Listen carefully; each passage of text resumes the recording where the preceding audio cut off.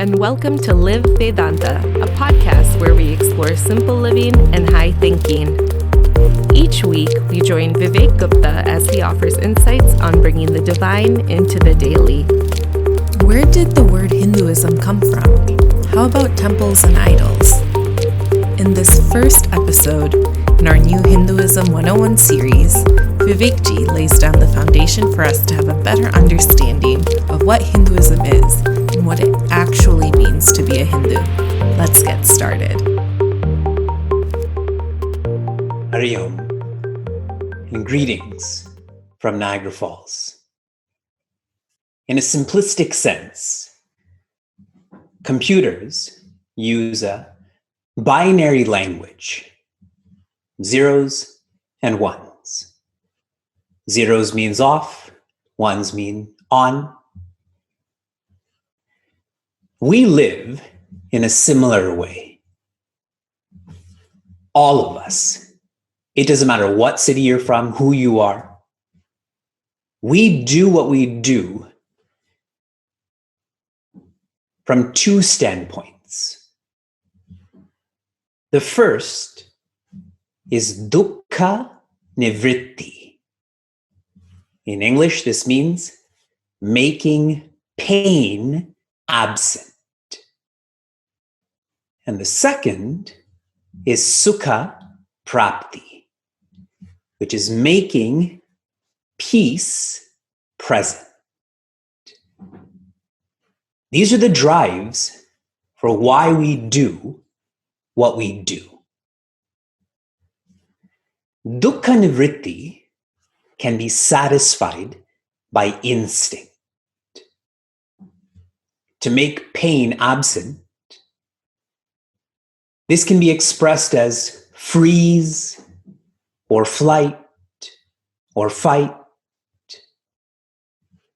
In a subtler sense, it is pleasure. Eat something. Then the pain will go away. Through possession, own something. The pain will go away. Position, own someone. The pain will go away. All of us know making pain absent is not enough. Sukha prapti cannot be satisfied by instinct. This has to be satisfied by intention.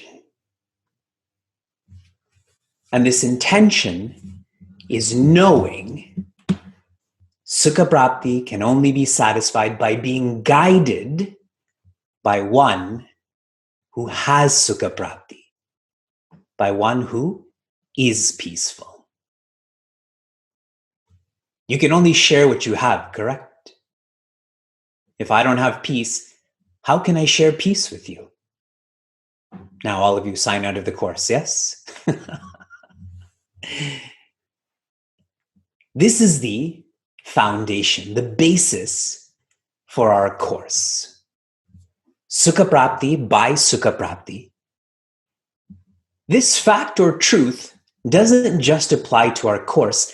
This applies to religion, applies to life. And right now it may sound abstract. We have 10 weeks together. Hasten slowly. The name of our course is Hinduism 101. The word Hindu is not an original word.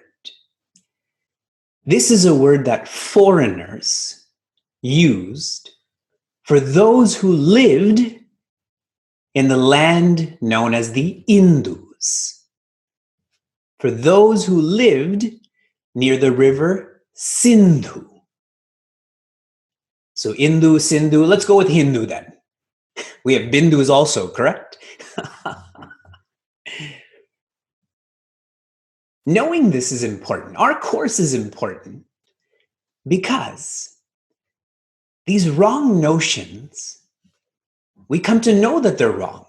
We can correct this. if you observe most of the mandirs you go to, you're associated with, they call themselves temples, no?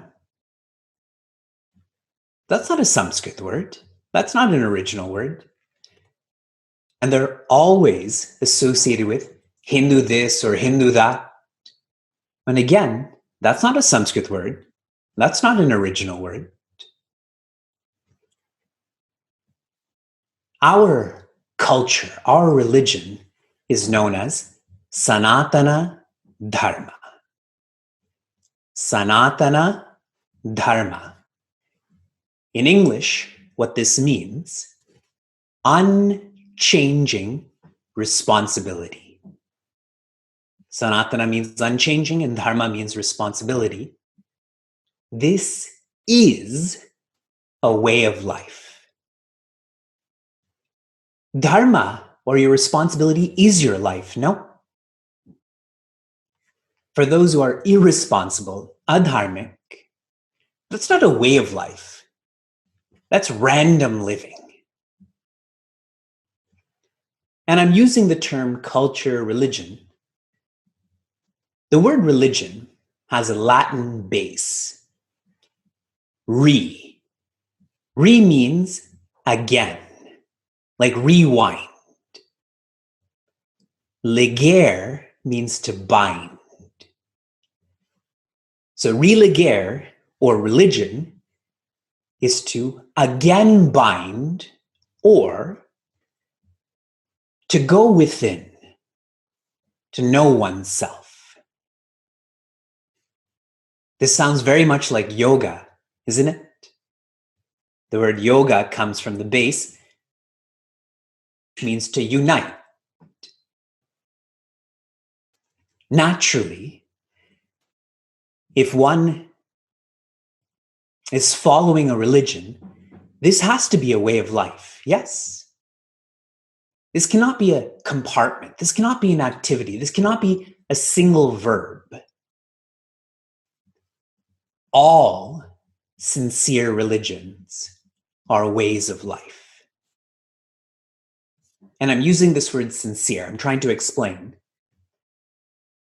We tend to make subjective sciences objective.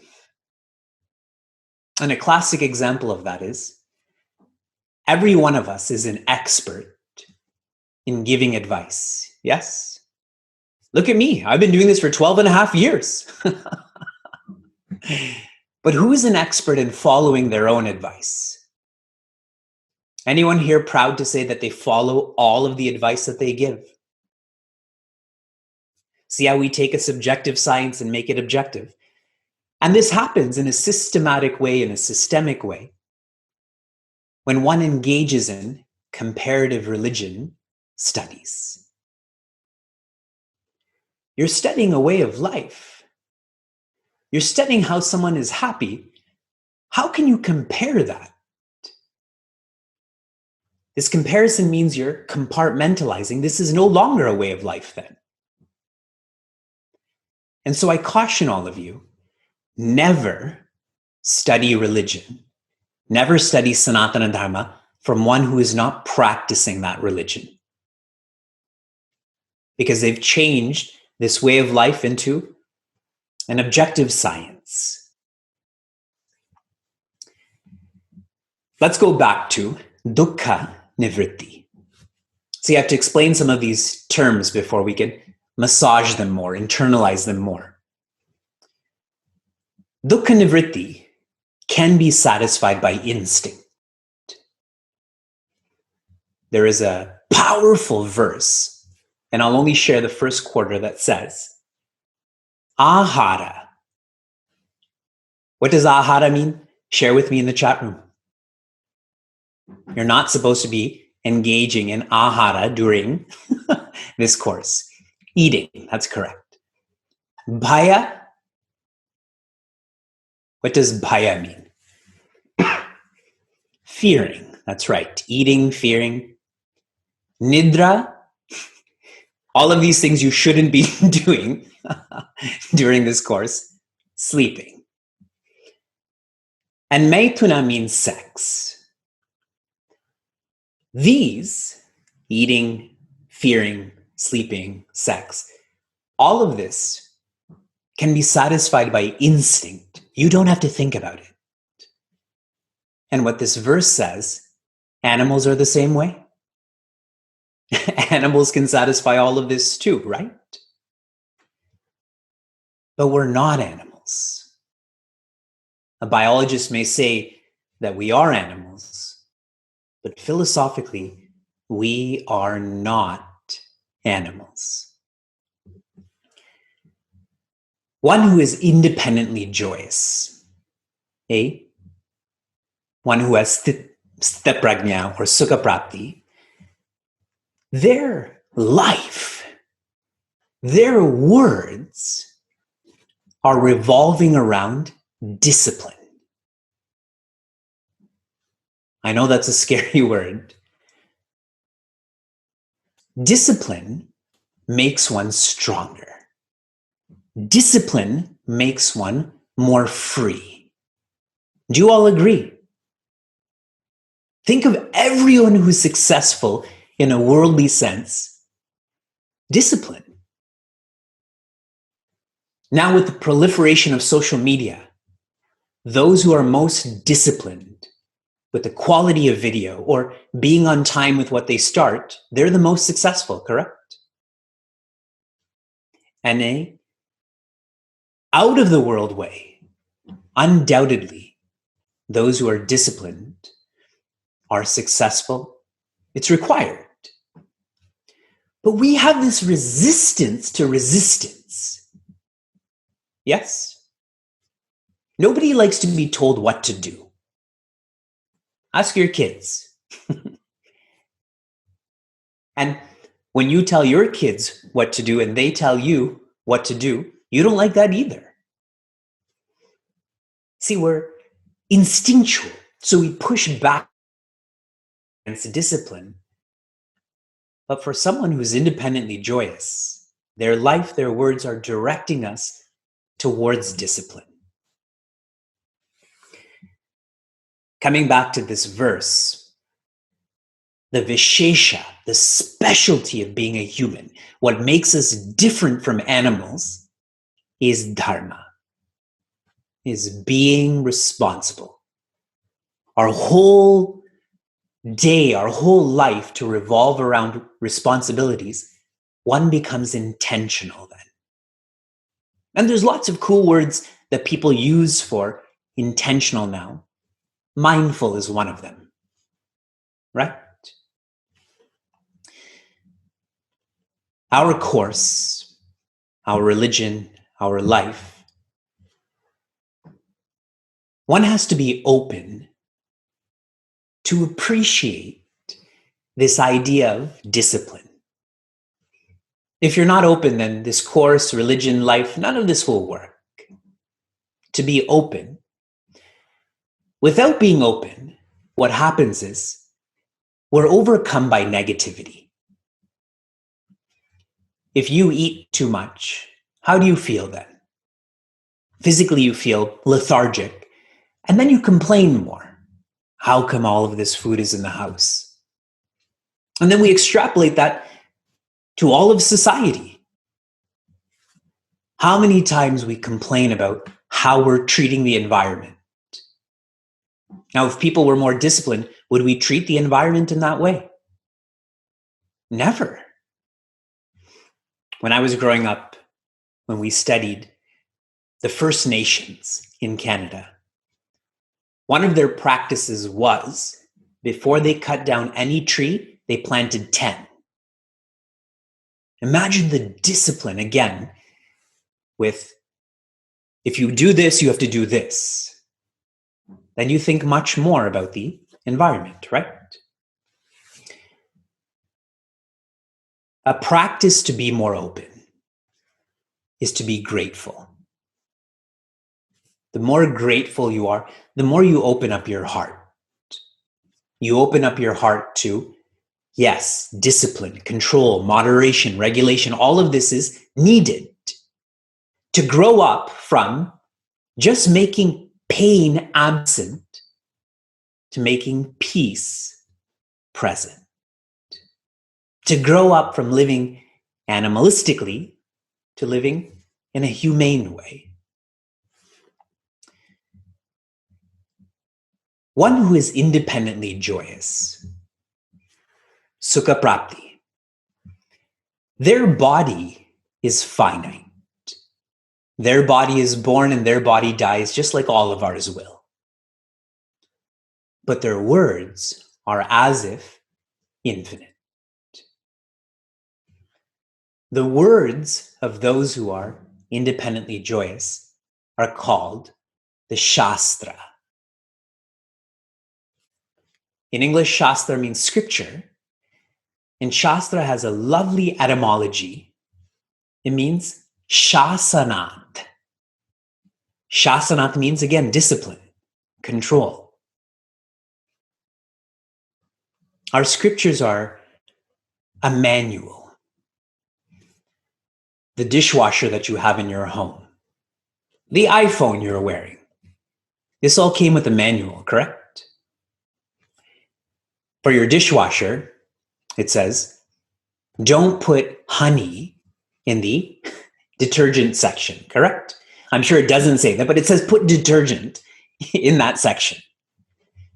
Because if you don't put detergent, you will make this dishwasher inefficient, and eventually this will break. For your iPhone or your iWatch, I'm sure it shares, don't put it in the dishwasher, if we go back to that example. Yes, this is a manual. It's telling you what not to do and what to do. And if you follow this, your dishwasher, your watch, your phone will work well. Shastra is telling us what, more so about what to do rather than what not to do. And as I said, those who are independently joyous, their words are infinite.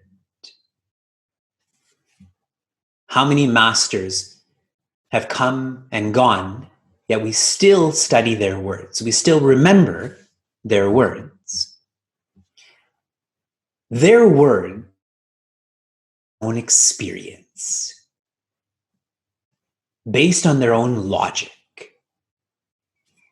In Sanskrit, we call this anubhuti and yukti, their own experience. A lot of us have an absence of pain, but very few have a presence of peace. So their experience and their logic is to help us build faith, to nurture faith. Faith in the Shastra. Faith in the possibility of peace. And if I can share this in a more simple way, to have faith in an ideal. Now, the word ideal is quite self-explanatory, but I'll simplify this even more. To have faith in a value. Dukkha nivritti is about valuables.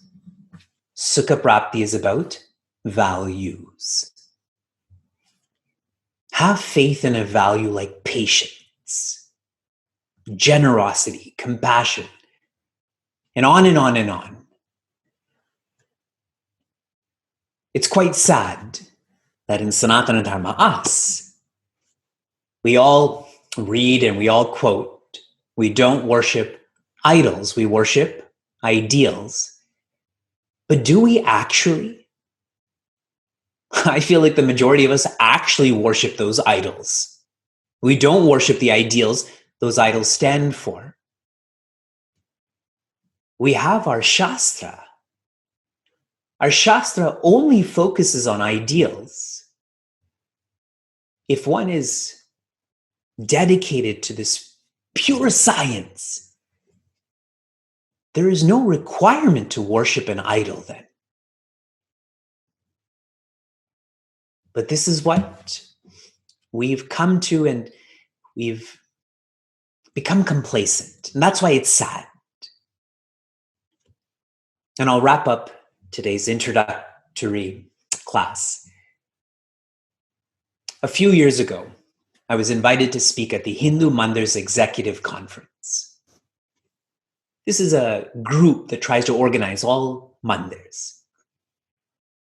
And Swami Tejomayananda, he happened to be in Canada, and I told him that I've been invited to speak here. What should I speak on? And he said, make sure you tell all of the Hindus to study their own scriptures. And that was a very revealing message to me, because I thought everyone does study their own scriptures, but with more experience, more observation, I realized that we don't. We study idols. We find ways not to be disciplined. That's not Sanatana Dharma.